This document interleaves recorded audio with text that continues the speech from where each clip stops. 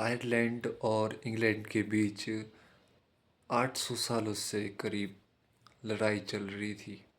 अभी जो उनके बीच बैटल ख़त्म हुई है वो 1998 को हुई है।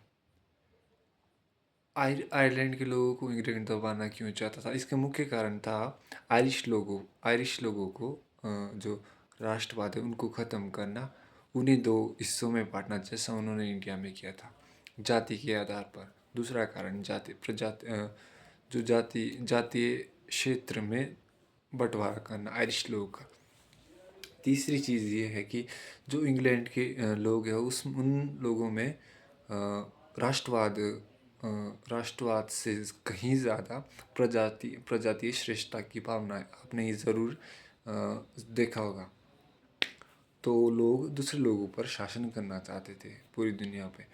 और चौथा कारण ये है कि जो आयरलैंड के संसाधन है उस पर इंग्लैंड कब्जा करना चाहता था, जिसकी जिसकी वजह से कहीं 1968 से लेकर 1998 तक 30 साल तक करीब युद्ध भी चला है आयरलैंड और इंग्लैंड के बीच। इसके अलावा धार्मिक कारण ये है कि जो आयरिश पीपल है, आयरिश लोग हैं, वो कैथोलिक है, और जो इंग्लैंड के लोग हैं वो प्रोटेस्टर्स है, यानी प्रोटेस्ट धर्म को मानने वाले लोग हैं।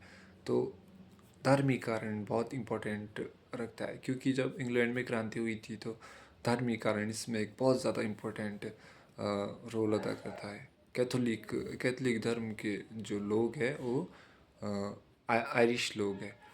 यूरोप भी दो धर्मों में बटा हुआ है, फर्स्ट कैथोलिक, सेकंड प्रोटेस्टर्स। तो आपने सुना होगा धर्म युद्ध यूरोप का, क्रूसेड भी कहा जाता है। तो ये बहुत ज़रूरी चीज़ है।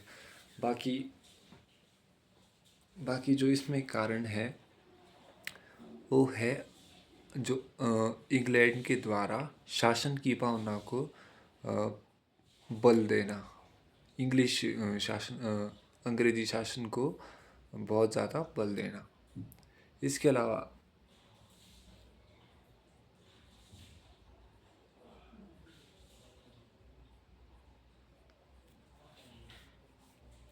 जो आयरिश लोग स्वतंत्रता और समानता में विश्वास रखते हैं, क्योंकि उन्होंने ऐसा वातावरण देखा है जो बिल्कुल स्वतंत्र होता है।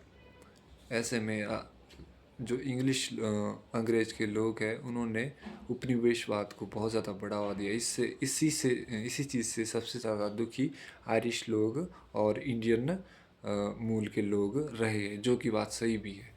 तो जब कोई उपनिवेशवाद का कड़ा विरोध करता है तो उसका जीतना निश्चित हो जाता है, और जो उसके साथ हमेशा रहता है या उसके साथ खड़ा रहता है तो उसको एक दिन हारना ही पड़ता, और ये बात सच है। आपने 1947 में ये बात देख भी ली है।